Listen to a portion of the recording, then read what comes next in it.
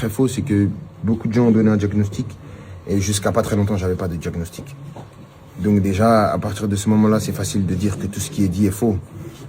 Parce que j'ai entendu pas mal de choses.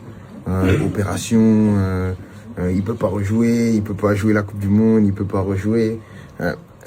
Le diagnostic, je l'ai eu à une date bien précise, que je peux pas donner là maintenant, mais tout ce qui s'est passé avant, et il y a eu pas mal de rumeurs avant, c'était complètement bidon. Désolé de dire ça parce qu'il faut pas manquer de respect au travail des journalistes, mais je pense que, et je pense que c'est le problème aussi quand, et je pense que c'est vrai, et c'est inconsciemment de ma faute, mais je pouvais rien changer.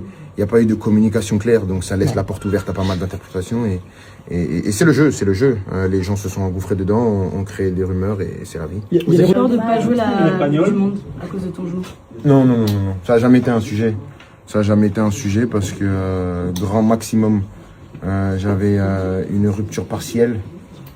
Donc grand maximum, j'aurais été absent quoi jusqu'à avril. Ça n'a jamais été un débat. Donc c'est pour ça que j'ai pas compris ça aussi. Donc il n'y a jamais eu de débat sur la Coupe du Monde? Non, il n'y a même pas eu de débat genre, sur ma fin de saison avec le Real Madrid. J'allais rejouer. Donc c'est pour ça que tout ce qui sortait faisait pas de sens en fait. Mais je peux pas sortir du bois pour tout et n'importe quoi et dire ça c'est faux, ça c'est faux, ça c'est faux. Sinon je dors plus. Tout est